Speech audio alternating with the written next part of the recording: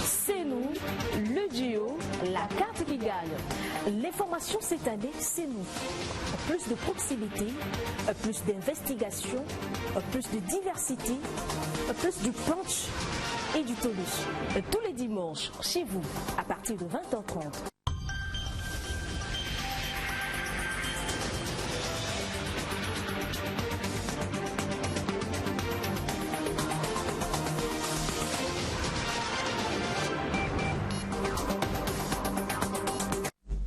Merci de votre fidélité à cette édition hebdomadaire. Nous sommes ensemble pour un peu plus de 45 minutes. Sur ce plateau, Christy Mationa pour l'essentiel.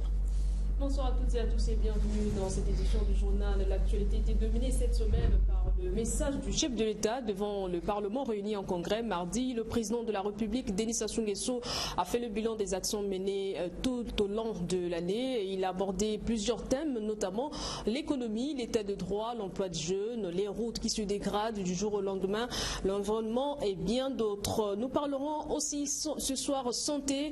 Après moult tergiversations au CHU, le directeur général de ce centre de santé de Brazzaville, Sylvain Villiard, a annoncé cette semaine le recrutement de plus de 200 médecins spécialistes et généralistes infirmiers, diplômés d'État, agents techniques de santé, techniciens de surface et agents administratifs d'ici 2020.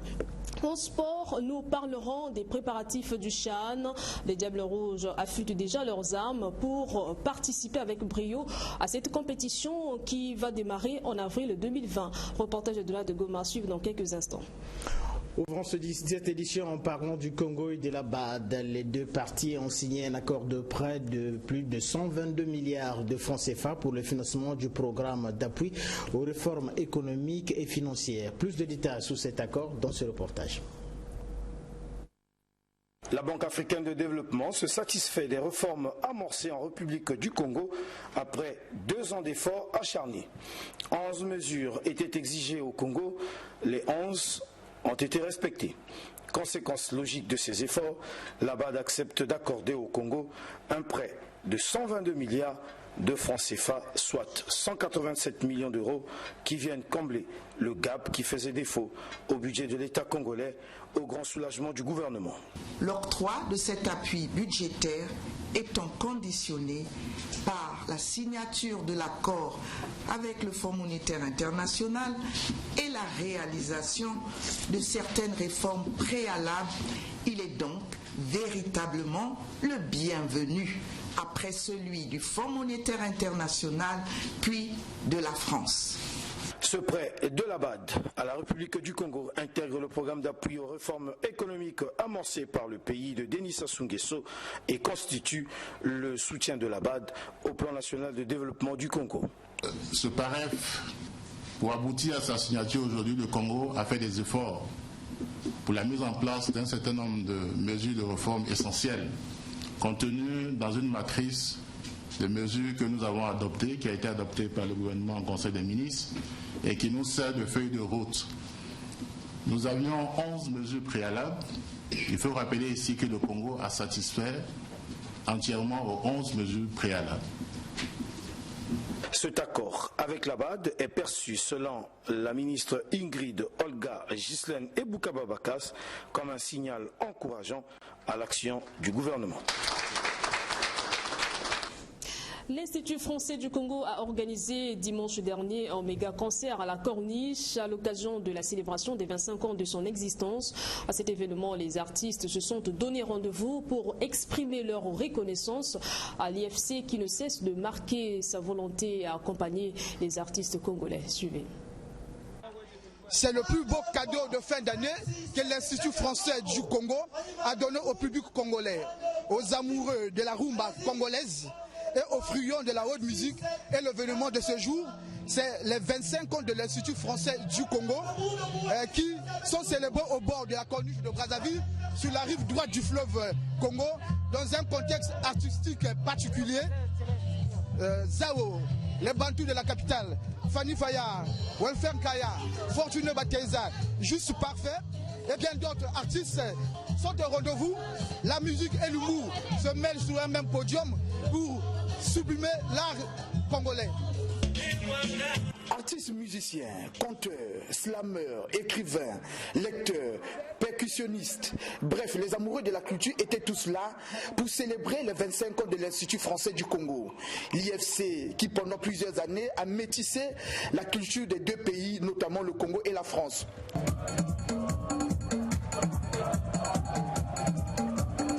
Pendant ce spectacle, le public venu très nombreux a été édifié sur les activités qui sont menées au sein de l'Institut français du Congo, qui est devenu un haut lieu des retrouvailles des artistes congolais.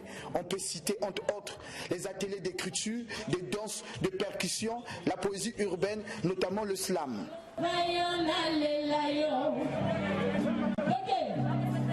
Barbara Pamou, responsable de la communication de l'Institut français du Congo, parle d'un partenariat gagnant-gagnant entre le Congo et la France sur le plan culturel. Notre mission, c'est d'être vecteur de promotion de la culture, promouvoir la culture, de faire vivre la culture. Donc à ce niveau-là, je pense que nous le faisons réellement, mais où on a amélioré notre façon de faire ces dernières années, c'est qu'on est aussi un acteur de coopération. Donc on mélange la culture congolaise à la culture française. Et je pense que les Congolais, les chiffres de la fréquentation le montrent. Cette année, là aujourd'hui, nous célébrons notre 100 millième visiteur au spectacle de l'Institut français. Ça veut dire qu'aujourd'hui, les Congolais participent à nos événements. Les Congolais sont au cœur de nos événements. Et donc du coup, oui, je peux dire que le Congolais profite de l'Institut français et de nos activités culturelles. L'orchestre mythique Les Bantous de la capitale était aussi à ce rendez-vous culturel. Le patriarche Ndangeido, du haut de ses 86 ans, a esquissé quelques pas de danse. Comme il est de tradition dans ce genre d'événement, les sapeurs étaient présents, cette fois-ci avec une particularité, la présence de ce citoyen français vêtu en vert jaune rouge. Il est venu rivaliser d'ardeur avec les sapeurs congolais. C'est pour autant dire que la SAP est devenue un phénomène mondial.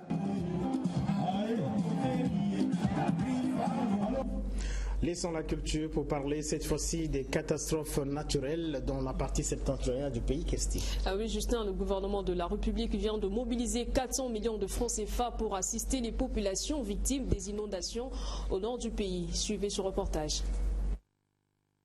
Les habitants des villages situés le long du fleuve Congo et des rivières Ubongi et Likwala aux Herbes, mais aussi ceux des départements de la Songa, Plateau et Cuvette, dans le nord du pays, vivent une situation dramatique causée par des pluies diluviennes ayant entraîné des crues d'une ampleur sans précédent. En effet, ces cours d'eau sont sortis de leur lit et des dizaines de villages sont sous les eaux, causant la destruction des habitations et autres plantations.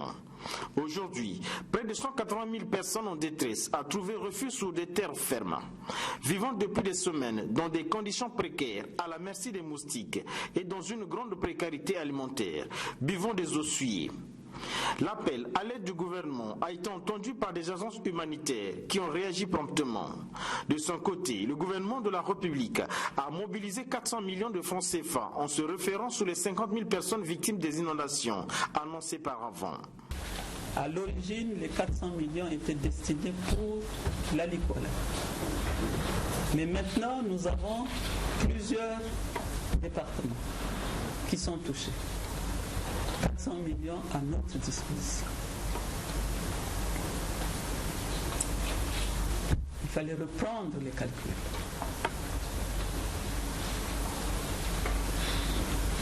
Faire une planification. C'est pour ça que la population peut penser qu'on ne fait rien. Mais depuis que nous sommes revenus de Moussaka, croyez-moi, avant d'aller même à Moussaka, on était déjà dans le calcul. Pour voir comment satisfaire, donner un peu à chaque localité. Et nous avons décidé de mettre l'accent sur les médicaments. Parce que quand vous regardez, vous voyez, les enfants marchent dans l'eau souillée. Et là, c'est des maladies, des risques de maladies de la peau, Il y a déjà beaucoup de moustiques. Ces kits des médicaments sont en train d'être préparés pour ces départements en proie aux inondations. Le gouvernement de la République s'organise pour apporter son assistance, a indiqué le président de la République. Devant l'ampleur des sinistres, je lance un appel pressant à la communauté internationale en vue d'un appui pour une réponse plus efficace à la situation humanitaire enregistrée. Pour ces situations désolantes, les solutions ponctuelles devront être relayées par une politique hardie d'aménagement de l'espace urbain et des sites de vie en milieu rural. Une mission conjointe, gouvernement partenaire, s'emploie à descendre sur le terrain pour avoir une cartographie des zones inondées.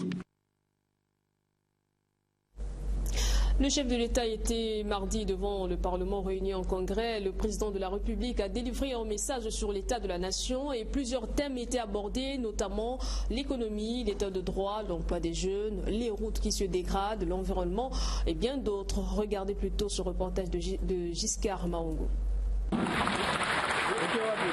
Près d'une heure et demie à Denis Sassou Nguesso pour brosser l'état de la nation. Le président de la République a touché un peu partout. Économie, jeunes et emplois, entretien routier, l'état de droit, le climat des affaires, le dialogue et même la rupture. Tout y est passé. À la fin de son discours, Denis Sassou Nguesso rassurant annonce même. Les progrès accomplis sont incontestables et prometteurs. Le pire n'est donc pas chez nous. Le pire. Comprenez le pire économique. Comme pour rassurer, Denis Sassou Nguesso dit que le taux de croissance en 2019 sera de 4%. Il était de 1,4% en 2018. Le chef de l'État insiste aussi sur les jeunes qu'il a priorisé dans son discours, les jeunes et l'emploi, dans une corrélation emploi et employabilité, tout en invitant aussi cette même jeunesse au retour à la terre. Bras valides, ces jeunes ont quitté les villages, laissant derrière eux un trésor qu'ils ignorent. Puis, le président de la République parle de l'état de droit. La salle est calme. Le président de la République veut lever tout de suite l'équivoque. Pas d'amalgame, dit-il. L'étiquette d'homme politique ne confère ni immunité systématique, ni exonération quelconque pour faute commise. L'étiquette d'homme politique ne place personne au-dessus de la loi. Lorsque, quelque part, on a causé préjudice au peuple et à ses institutions, celui-ci est en droit d'en exiger légitimement le repentir le plus judicieux. Ce repentir s'appelle l'humilité. Sur l'humilité, il insiste. L'humilité est la grande vertu des sages. L'humilité est la sagesse des grands. Alors, je nous invite, je dis bien nous, La salle applaudit. Et Denis Sassou Nguesso continue à dérouler les routes devant l'état de dégradation du réseau routier. Le génie militaire est appelé à la rescousse. Pour cette raison, je demande à nouveau au gouvernement d'impliquer les unités du génie militaire qui, sans se détourner de leur mission traditionnelle,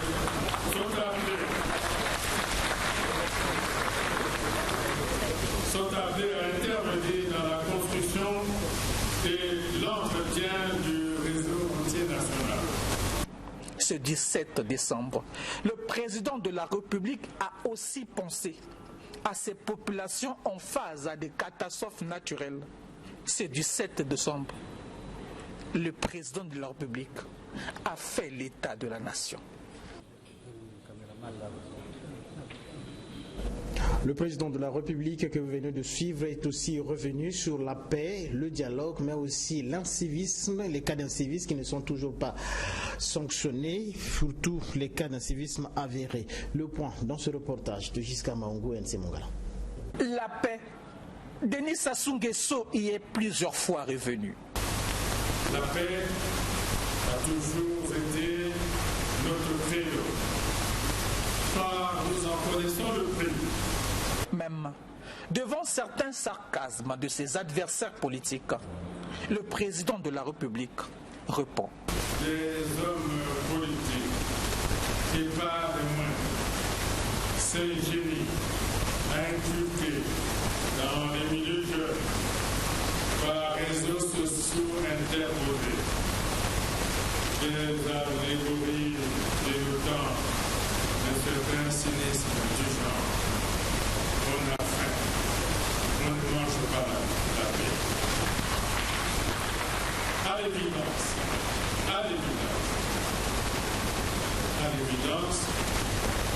on ne mange pas la paix, mais on mange mieux en paix. Et dans la paix. Denis Sassou Nguesso a aussi abordé la question de la rupture et des antivaleurs. Depuis 2009, le thème revient souvent et Denis Sassou Nguesso le colle à des sanctions. Il ne peut y avoir lutte contre les antivaleurs sans sanctions. Sanctions qui, hélas, ne viennent toujours pas. Assumer des fonctions appellent, dans certaines circonstances, des décisions disciplinaires à prendre et à faire appliquer. Ceux qui veulent diriger en restant innocents n'ont pas leur place là où ils se trouvent. Alors, le président de la République rappelle les dispositions de la loi sur les cas de discipline, parce que ce n'est pas que chez les politiques et les membres du gouvernement qu'il faut aller chercher des sanctions. L'efficacité que nous recherchons inlassablement n'est pas dans le laxisme. Quand on veut toujours, je dis toujours, on veut toujours se faire applaudir, alors il faut aller ailleurs. Par exemple, sur 2865 forages construits dans le cadre du projet Eau pour tous, 1051 sont hors d'usage par la faute des cas d'incivisme. Et là, personne n'a été sanctionné. Alors, il n'appartient tout de même pas au président de la République de prononcer de telles sanctions.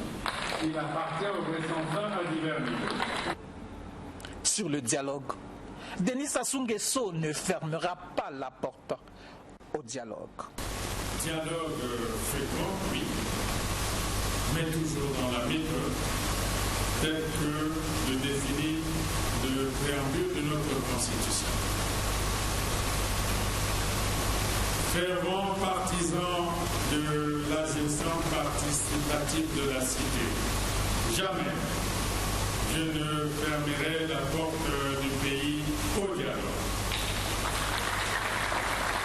Voilà qui pourra peut-être conforter la démarche entreprise par le Comité national du dialogue dans ses consultations.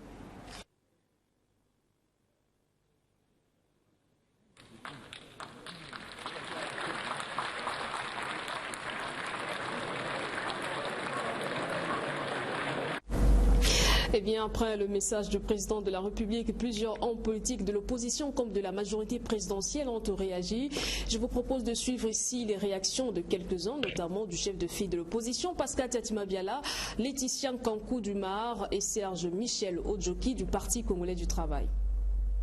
Il nous faudra toujours des bras valides pour réaliser les activités sous-jacentes. C'est un sentiment de mi-figue, mi-raisin chez l'opposition UPADES et constitutionnelle sur la rupture et les sanctions. Pascal Tatimabiala s'agace du statu quo. Il faut qu'on évite les redites. parce que sinon, le message du président peut commencer un peu à lasser, parce que, bon, il y a des bonnes choses qui sont dites. Mais à force de dire les bonnes choses et de ne pas aller au fond de ces choses, on va se lasser. Sur le message, ce n'est pas vraiment le même regard à la majorité. C'est un discours qui a été vraiment complet. Le président de la République a touché vraiment des points cruciaux de notre société, la société congolaise. Et je crois que là, il a donné le temps. Et je pense qu'il revient à tout responsable d'interroger son discours et de pouvoir appliquer ses instructions à la lettre. Le président de la République a plusieurs fois instruit son gouvernement lors de ce message. Pascal Tchati Mabiala pense que ce n'est pas le lieu. Et puis le président, il ne doit pas profiter de ce message pour instruire son gouvernement. On a l'impression qu'il y a le gouvernement et lui. Non, c'est son gouvernement. C'est son gouvernement. Donc ce n'est pas dans cette salle du palais des congrès, à l'occasion des messages qu'il doit dire au gouvernement, vous devez faire ci. Ça se dit déjà depuis là-bas. Et il n'attend pas ce message pour le dire comme une interpellation devant les parlementaires. Oui, lui rétorque Serge Michel Odjoki. Le gouvernement est la courroie de transmission entre lui et la nation. C'est l'exécutif, il ne faut pas l'oublier. Et l'exécutif, on peut s'adresser à lui aussi bien au travers des conseils des ministres que ici, comme il vient de le faire. Ce n'est pas nouveau. Pour l'opposition, Denis Sassou Nguesso a réchauffé un plat ancien. C'est un message plein d'espérance. Le Congo est quasiment sorti de sa zone de turbulence économique, pense la majorité.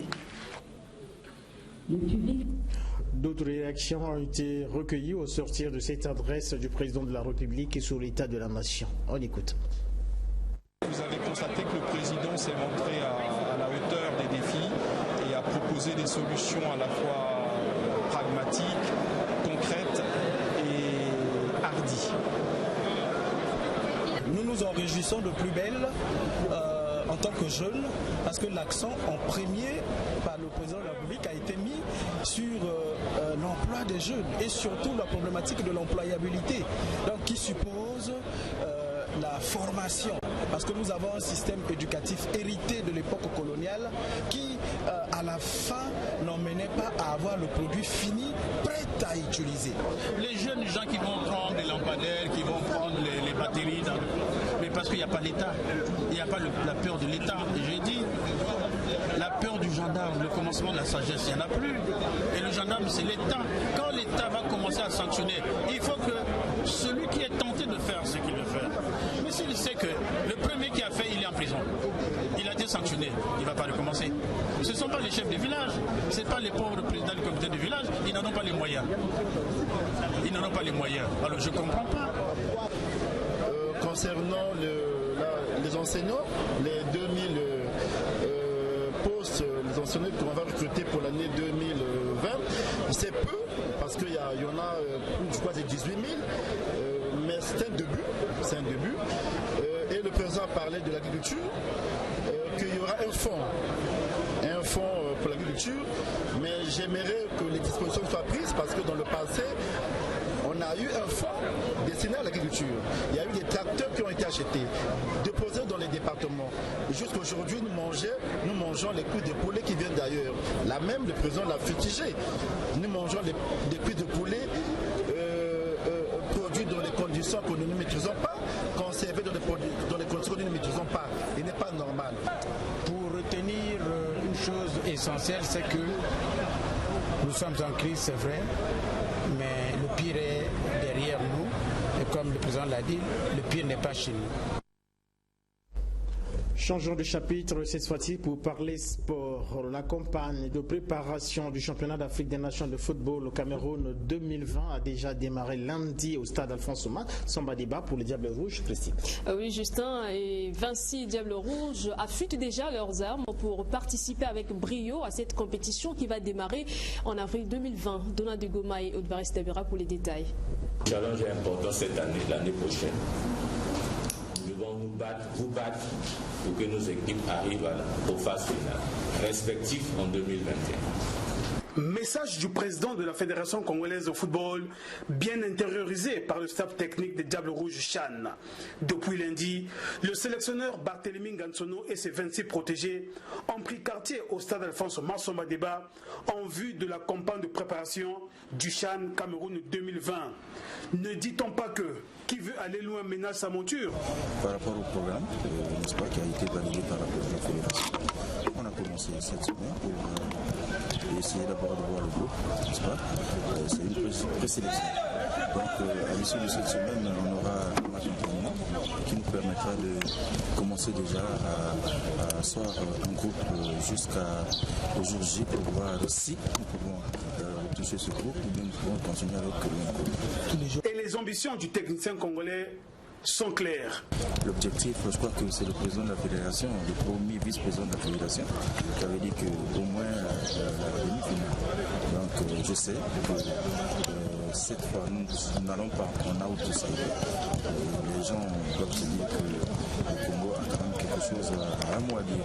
Donc nous allons nous arranger avec les joueurs, les dirigeants, le public sportif congolais. Et on va s'arranger pour qu'on atteigne cet objectif.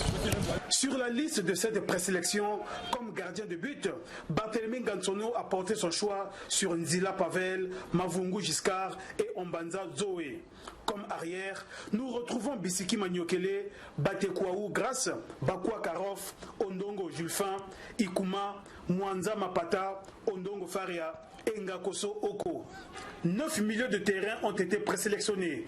Il s'agit d'Etou Mignon, Mboussa Hardi, OCT Harvi, Moendiki Brel, Obondo Prince, Bingila Hardi, Somba Ngampio Prince, Masonga Chandrel et Ngambali Angele Gloire. Enfin, au nombre d'attaquants, Barthélémy Ngansono a présélectionné Ngonimba Gautran, Ngombe Jaurès, Ndimbi, Oturi Rox, Maleka Nkunku et Longa Percy. Pour rappel, Barthélémy Ngansono, monsieur le Chan, comme l'appellent affectueusement les sportifs, enchaînera son deuxième Chan d'affilée après celui de 2018 au Maroc. Et on va parler de la 12e édition du FRIGES, le forum régional des jeunes de la CEMAC sur la lutte contre le sida. Les jeunes de la sous-région Afrique centrale se sont donné rendez-vous à Brazzaville pour réfléchir sur les mécanismes de lutter contre cette maladie de 4 lettres. Effectivement, Christy, vers une nouvelle vision de la réponse jeune à la problématique de la santé sexuelle, reproductive et le VIH-Sida dans la zone communauté économique et monétaire d'Afrique centrale CEMAC. C'est le thème retenu pour cette 12e édition avec VDK. Vers une nouvelle vision de la réponse jeune à la problématique de la santé sexuelle et reproductive et le VIH-Sida dans la zone CEMAC. C'est sous ce thème que se tient à Brazzaville la 12e édition du Forum régional des jeunes de la CEMAC en lutte contre le sida. Cette édition organisée avec le concours de plusieurs partenaires, PPSAC, OCIAC, le FUNIAP, entre autres, a réuni les jeunes venus de 6 pays de la CEMAC, le Congo, le Tchad, le Cameroun, la RCA, la Guinée équatoriale et le Gabon. Cette 12e édition du FRIGES a pour objectif de permettre à tous les jeunes leaders de la zone CEMAC d'identifier les défis auxquels ils sont confrontés dans le domaine de la santé sexuelle et reproduction et de développer des stratégies innovantes pour le changement de comportement effectif tout en mettant un accent particulier sur la jeune fille qui continue à en payer le plus lourd tribut. Le secrétaire exécutif de l'OCIAC, le Dr Obiang, a signifié à l'occasion que le projet protection des jeunes et lutte contre le VIH-Sida est une affaire de tous. Cette pandémie, considérée comme un vrai problème de santé publique ces 30 dernières années, nous préoccupe tous et l'OCIAC en particulier. À l'heure du développement durable, il n'est plus question que chacun travaille en vase clos. Pour mettre fin au VIH-Sida d'ici 2030, les ONG publiques et privées ne doivent pas travailler en rang dispersé. Il faut unir les efforts pour des victoires certaines. Ces assises devront permettre de concocter des idées dans le domaine, car le FRIGES représente une contribution majeure des jeunes dans la lutte contre le VIH-Sida. Il faut œuvrer à devenir les moteurs dynamiques de cette vision et l'invite formulée par la ministre de la Santé de la Population tout en présentant les statistiques. En effet, en 2018, la prévalence chez les garçons de 15-24 ans était de 0,49% contre 1,61% chez les filles du même âge. À partir de 2010, le nombre de nouvelles infections était en augmentation dans la tranche d'âge de 15-24 ans, puis a connu une régression à partir de 2016 jusqu'à 2017 pour remonter en 2018 en se situant à 30%. Les filles sont 4 fois plus touchées par le VIH que les garçons. Mesdames et messieurs, l'enquête IBBS 2018 a mis en exergue une forte incidence des infections sexuellement transmissibles chez les populations clés, 50% chez la population carcérale, 35,4% chez les professionnels du sexe, 46,8% chez les jeunes ayant des rapports sexuels avec d'autres hommes. Le sida est encerclé en tout et partout. Il faut des efforts et il sera vaincu, a conclu la ministre.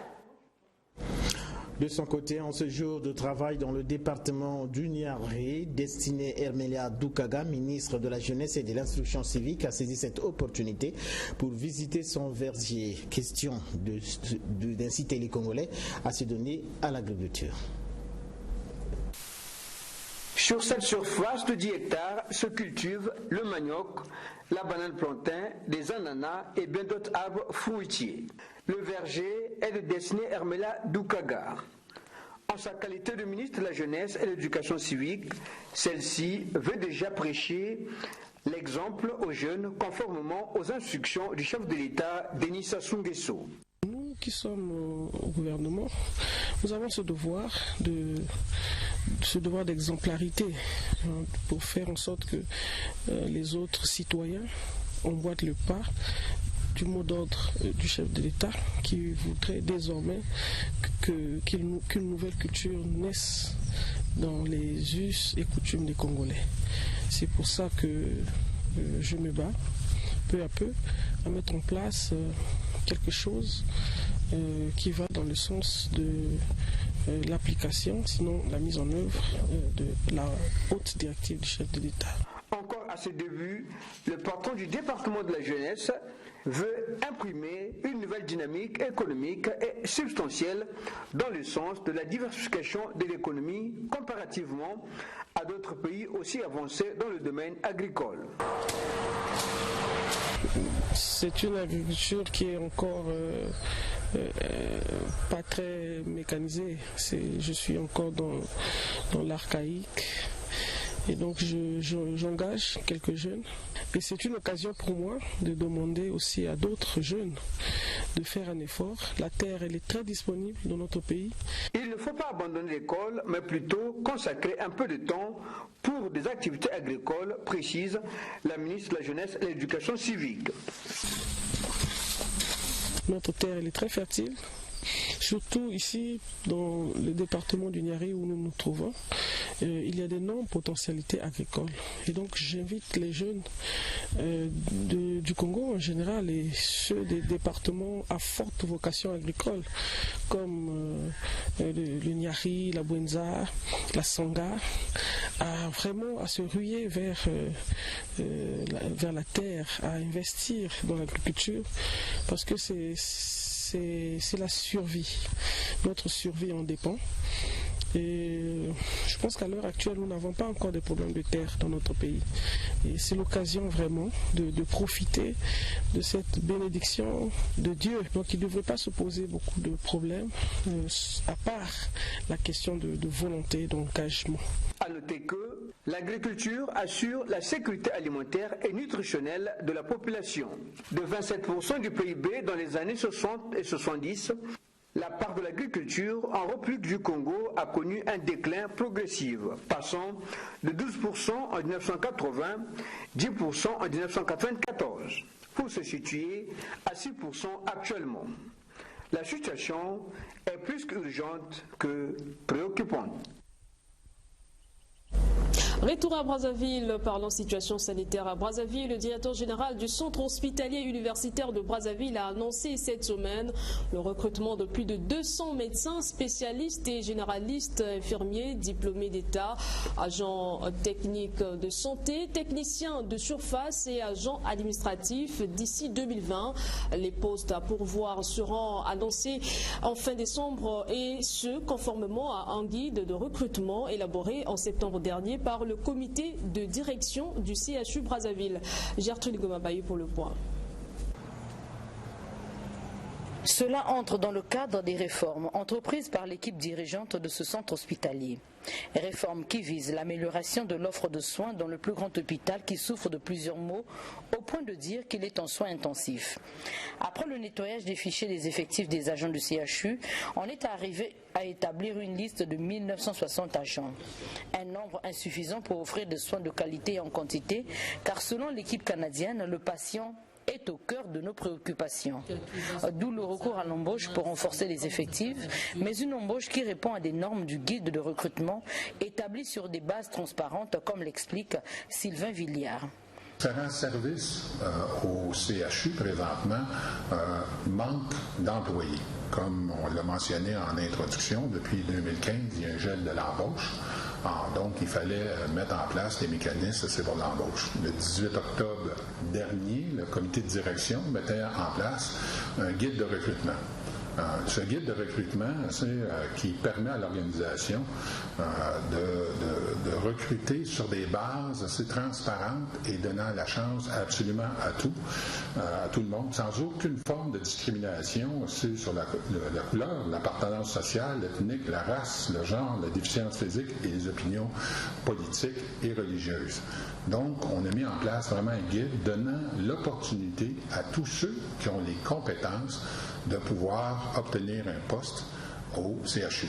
L'opportunité d'avoir du travail au CHU pour combler les vides créés par le nettoyage du fichier dans certains services est offerte à tous. Pour réduire la morbidité élevée dans certains services due au manque de personnel, le recours aux nouvelles ressources humaines en quantité et en qualité s'impose comme une nécessité impérieuse. Cette première phase concerne les médecins généralistes et spécialistes, psychologues notamment, et la plus grande partie est réservée aux paramédicales, infirmiers, agents techniques de santé, chauffeurs, techniciens et ingénieurs de laboratoire, pour un total de 276 postes. 6 gagnants du jeu concours Start-up au service du développement ont été récompensés cette semaine. Chacun d'eux a reçu un chèque de 3 millions de francs CFA. Ce jeu concours Start-up avait pour objectif d'encourager les jeunes start-upers à développer leur business pour renforcer l'entrepreneuriat des jeunes en vue de la réduction de la pauvreté. Armand Sansa. Chancy Samba Boudimbo, Grâce Mayamo, Merveille Mavungu, Uster Akira, Ecomélie et Yves Gonfer sont les 6 lauréats du jeu concours Start-up au service du développement lancé le 17 octobre dernier par le PNUD. À travers ce concours, le programme des Nations Unies pour le développement a voulu mettre les jeunes Congolais et leur dynamisme au centre de la réflexion du développement durable. L'objectif visé est d'encourager les jeunes start-upers à développer leur business et renforcer l'entrepreneuriat des jeunes en vue de la réduction de la pauvreté. C'est ainsi que les jeunes ont été invités à réfléchir et à proposer des solutions pragmatiques pouvant contribuer à éliminer la pauvreté au Congo sur lesquels ils travaillent ou disposent d'un business plan. Les domaines prioritaires retenus lors de ce premier concours sont les nouvelles technologies, l'agroalimentaire, l'artisanat, l'énergie et la gestion des déchets. 6 lauréats ont été retenus sur 55 candidats à l'issue d'un processus de sélection rigoureux. Ces lauréats ont reçu ce jeudi chacun un chèque de $5 000, soit environ 3 millions de francs CFA offerts par le PNUD pour leur permettre de réaliser leurs rêves. Cette première phase nous a permis aussi de confirmer ce que l'on savait déjà, qui est que le Congo regorge de jeunes talents dynamiques qui méritent d'être accompagnés. Ce jeu concours n'est qu'une première action et que nous continuons à étudier avec nos partenaires, aussi bien du gouvernement des agents du système Nations Unies, du secteur privé et de la société civile pour voir comment renforcer et donner plus de chance à tous les jeunes et remplir l'exigence de ne laisser personne de côté, qui est un principe central de l'agenda 2030 sur les ODD. J'ai pu vous assurer que le PNUD, pour sa part, reste très déterminé à poursuivre son partenariat avec le gouvernement du Congo pour apporter des appuis concrets aux jeunes dans le cadre de notre accompagnement au pays dans sa marche vers les ODD. Pour le directeur général du plan et du développement, l'entrepreneuriat est un moteur de croissance économique et une des meilleures réponses contre le chômage des jeunes. Franck Corneille Mampouya Mbama a félicité l'ensemble des lauréats pour leur distinction avant de leur rappeler que ces fonds octroyés ne devront uniquement servir qu'à la réalisation des projets. Message bien reçu par les lauréats qui ont promis d'en faire bon usage. Et puis vient d'être lancée ici à Brazzaville la première école sur la gestion des transformations sociales, Christy. Oui, Justin, genre et migration, c'est le thème choisi de la formation de cette école qui a pour objectif de renforcer les capacités des professionnels en sciences sociales en vue de constituer une équipe d'experts de référence. Les précisions dans ce reportage de Christelle Gagousson. 3 jours durant, les experts des sciences sociales et humaines vont partager des connaissances autour de certains concepts clés dans le domaine du droit humain et particulièrement des droits de la femme. Selon le représentant de l'UNESCO, Richard Bouka, le Fonds des Nations Unies pour la population et ONU Femmes, près de la moitié des migrants sont des femmes et des filles. Elles migrent de plus en plus seules ou comme chefs de famille. Les femmes et les filles migrantes sont susceptibles d'avoir des problèmes, notamment l'accès aux services de santé sexuelle et reproductive, a martelé Richard Bouka. Une grande première en République du Congo, l'école MONST vise à renforcer les capacités des professionnels en sciences sociales en vue de constituer une équipe d'experts de référence susceptible d'appuyer le gouvernement dans l'élaboration, la révision et le suivi d'une politique sociale inclusive. Le ministre de l'Enseignement supérieur, Bruno Jean-Richard Idoua, sur les résultats attendus. Je vous exhorte donc à une assiduité durant les travaux de cette première école. J'attends de cette équipe d'experts qu'elle constitue, selon ses divers domaines de compétences, autour du thème genre et migration, une source d'inspiration et d'initiative susceptible d'illuminer des orientations politiques afin qu'elles répondent mieux que hier aux besoins effectifs de notre pays. Cette formation qui s'achève ce vendredi est placée sous le thème genre et migration. C'est une initiative du gouvernement congolais avec l'appui de l'Organisation des Nations Unies pour l'éducation, la science et la culture, UNESCO. Il était décédé le 22 novembre dernier en France. Le corps de Jean-Jules Okabando reposera désormais au mausolée Mariangwabi. Il a été inhumé jeudi, Justin.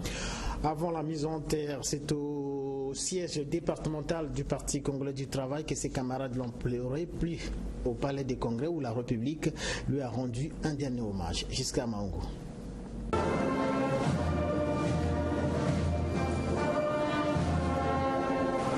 Rythmé de la fanfare, drapé des couleurs nationales, le corps sans vie de Jean-Jules Okabando arrive au Palais des Congrès, lieu où la République va lui rendre un dernier hommage. Le 22 novembre dernier en France, l'ancien maire de Brazzaville avait rendu l'âme. Et ce jeudi, les corps constitués nationaux, les uns après les autres, sont passés devant le catafalque où était posé le corps sans vie de Jean-Jules Okabando pour le geste ultime, pour le geste d'adieu. À cette cérémonie d'hommage, Richard Eyeni, un de ses collaborateurs et camarades, ne peut s'empêcher de se souvenir de lui. Il est parmi les premiers qui ont connu la révolution congolaise. Il est né dans la cuvette, mais il a fait son enfance, il a passé son enfance à Poto-Poto, mais à l'âge de 15 ans déjà. Il prend des responsabilités pour organiser la jeunesse, parce que c'est à partir de 13, 14, 15 ou 1963 qu'on a appelé tout le monde, toute la jeunesse à se mobiliser, et lui il s'est jeté à l'eau pour organiser la jeunesse. C'est sur la base de ses qualités d'organisateur que le président Mariam Wabi l'a appelé à la direction de l'UGC, surtout après le M22 qui avait décimé presque toute la direction de la jeunesse. À l'hommage de la République, Denis Sassou Nguesso, le président de la République, est venu joindre sa compassion aux autres. Et il s'est recueilli devant celui qu'il avait fait commissaire politique dans la région de la Lékoumou.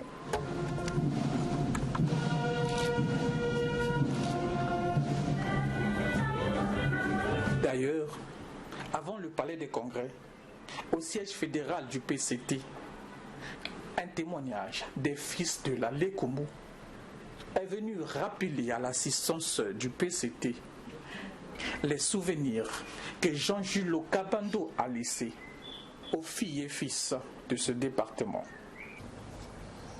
La Lékoumou a certes connu le passage de plusieurs commis de l'État en qualité de commissaire de gouvernement, commissaire politique, chef de région et préfet.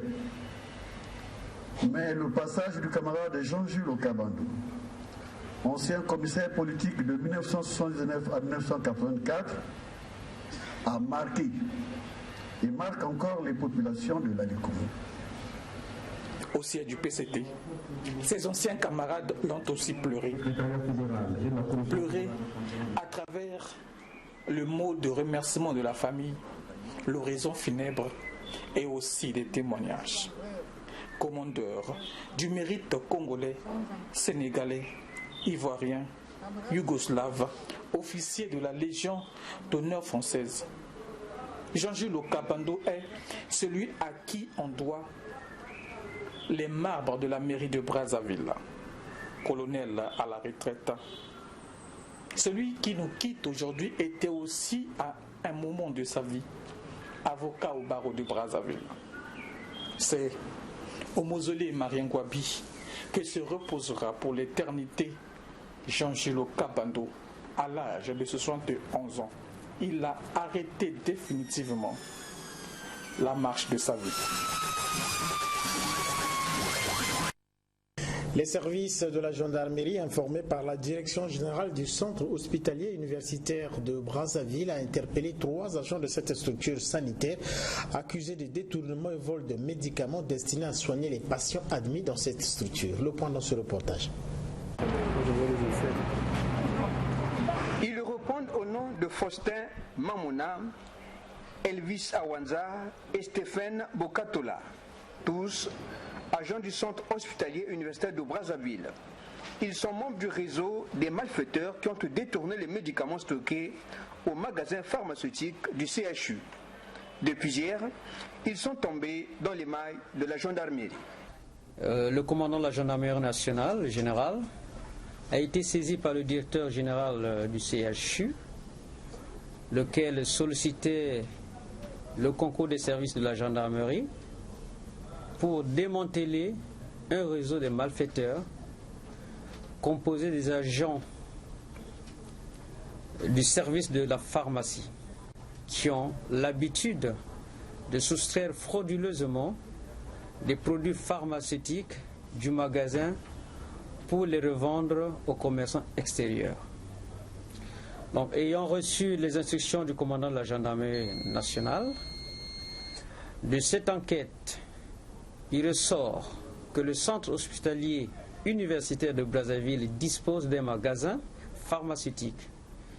Et courant 2018, les nommés Bokatola, Boyaka Stéphane, docteur, chef de section réception et stockage, Mamona Faustin, major du service réception et stockage, puis Awanza Elvis, secrétaire au service pharmacie, de commun accord ont organisé une opération pour soustraire frauduleusement les médicaments afin de les revendre aux commerçants extérieurs.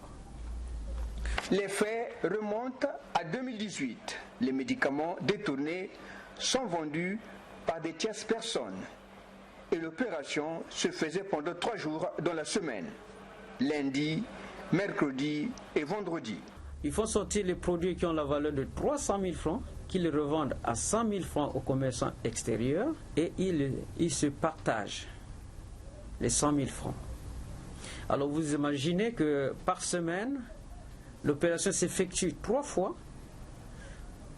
Chaque opération c'est 100 000 francs, donc la semaine ça fait 300 000, multiplié par 4 semaines le mois, ça fait pratiquement 1 200 000. Les inculpés ont baptisé leur opération le diable. Abordés, les 3 malfaiteurs précités ont reconnu les faits. Comme vous constatez, je n'ai rien à dire. Vous n'avez rien à dire? Oui, vous avez déjà constaté les faits. Ce que le colonel a dit, il a raison. Il a raison. Il a raison sur toute la ligne. Rien à dire. Les preuves sont là. Rien à dire. Moi, je pense qu'il y a une enquête qui est en cours par rapport aux faits qui sont démontrés. Donc, vous, certainement que la presse attendra les résultats de cette enquête. Pour le moment, nous n'avons plus de commentaires à ajouter. La gendarmerie n'est pas compétente pour juger.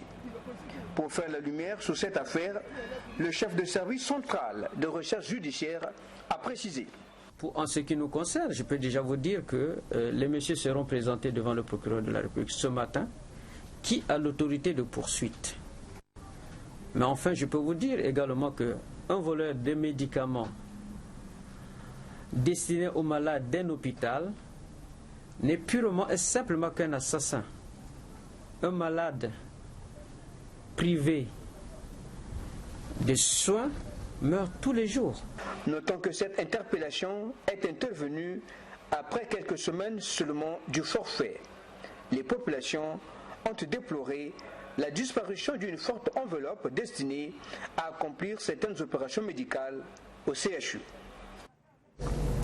Dans la suite de ce journal, pour une première fois au Congo, l'université Mariangwabi a enregistré cette année une soutenance de thèse de doctorat dans le domaine de l'herpétologie. Et Ange Gislenza Somboulou était le tout premier Congolais à soutenir dans ce domaine d'études liées aux serpents et autres reptiles. Reportage de Giscard Maongo. Étudier leur écologie et leur distribution. Un pionnier dans le domaine à soutenir une thèse de doctorat à l'université Mariangwabi sur l'herpétologie. Le domaine dans lequel il s'exerça est celui des serpents. Ange Ghislain Zassiboulou dit Zabwanga soutient sur la distribution spatiale des ophidiens dans l'écosystème terrestre et aquatique au sud du Congo. Au sud du Congo, thème bien savant pour certains, son étude consistait à voir comment les ophidiens, les serpents, se repartissent dans notre écosystème naturel dans la zone sud du pays et quel est le comportement des serpents dans cette zone une fois leur habitat détruit. L'impétron s'est appuyé sur 5 types d'habitats dans la forêt naturelle, la savane, les milieux hydrophiles et même les milieux d'habitation humaine. Dans la partie sud du pays, l'État doit faire excessivement attention parce que la majorité des espèces ont été capturées dans les forêts. Lorsque les forêts vont être détruites, avec tout ce qui se passe comme exploitation forestière avec des coupes illicites de bois, l'exploitation minière avec des permis qui tirent l'autre là et qui détruisent l'écosystème, du coup, on va se retrouver avec des serpents qui vont quitter leur milieu habituel, donc les forêts, et pour se retrouver parfois dans des habitations humaines, d'où le problème que nous avons évoqué plus haut, le problème d'envenimation. Durant 45 minutes, il a déroulé, le jury a suivi, a pris un temps pour statuer et quand il revient, C'est la délibération. Vous a décerné le grade de docteur de l'université Marie-Ngouabi. Mention très honorable avec les félicitations du jury. Mention très honorable. Voilà qui pourra aider dans la connaissance du milieu des ophidiens, celui des serpents. L'étude avait entre autres objets améliorer les connaissances sur la distribution des ophidiens dans les différents écosystèmes au sud du Congo. Et puis, 4e réunion annuelle du Conseil d'administration de la Banque de développement des États de l'Afrique centrale. Le budget de fonctionnement de cette banque sous-régionale a été adopté. Ce budget de plus de 4 milliards de francs CFA permettra de financer de nombreux projets conçus pour améliorer les conditions de vie des populations de la zone Afrique centrale. Le point dans ce reportage de Vincent de Paul Koubemba et David Gomez. Plus de 41 milliards de francs CFA, c'est l'enveloppe budgétaire du fonctionnement de la Banque de développement des États de l'Afrique centrale, BDAC en sigle, au titre de l'année 2020. Cette bagatelle a été arrêtée par les administrateurs de cette institution qui sont réunis à l'occasion de la 4e session du conseil d'administration de la BDAC tenue le 9 décembre à Brazzaville. C'était en présence de Fortunato Ofamba Chama et de Commodore Ndjumolu, respectivement président de la BDAC et président par intérim du conseil d'administration. Au cours de cette réunion, les administrateurs ont rendu compte au conseil de la gestion de la banque, ainsi que de l'ambition de poursuivre le financement des projets de développement des États membres. À cet effet, le conseil a autorisé à la banque de mobiliser 124 milliards de francs CFA pour le financement des projets dans les différents pays de la sous-région, ce qui a été fait. Et puis le conseil d'administration a également vu l'approbation de certains textes qui militent en faveur des réformes que la banque avait déjà engagées et qui poursuit jusqu'à aujourd'hui. On peut dire que le budget qui se chiffre un peu plus de 41 milliards de francs CFA pour l'année 2020 sera en légère augmentation, donc en tenant compte de cet environnement dont je viens de dire. Les projets sont de multiples ordres. Pour la plupart, ils ont été conçus pour améliorer les conditions de vie de la population. On a aussi reçu l'approbation, l'autorisation de conseil pour la mobilisation de ressources pour un montant de 164 milliards de francs CFA qui seront destinés au financement des projets de notre sous-région. Il s'agit des projets qu'on va financer et qui concernent notamment le Cameroun pour 3 projets, le Congo pour 2 projets, la Guinée équatoriale pour 2 projets et le Gabon aussi pour 2 projets. Il s'agit de secteurs variés. Déjà, il y a des projets dans le secteur de l'agro-industrie, il y a des projets dans le secteur de l'agro-pastoral, il y a des projets dans le secteur hôtelier, il y a des projets dans le secteur de l'énergie et il y a des projets dans le secteur des finances.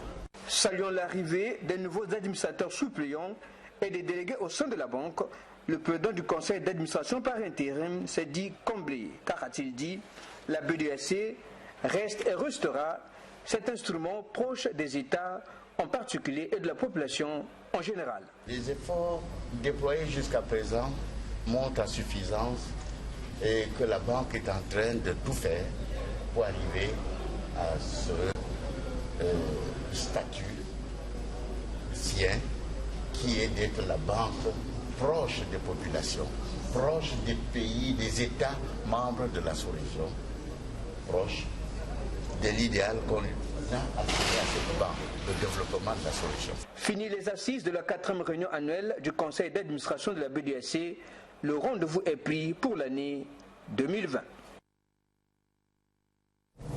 Pour terminer, la plateforme des organisations de la société civile pour le respect des droits humains et la démocratie a réagi après le message sur l'état de la nation du président de la République. Pour ces organisations qui sont 13 au total, ce message délivré par Denis Sassou Nguesso n'est qu'une échappatoire comme les précédents. Commentaire de Giscard Maungo.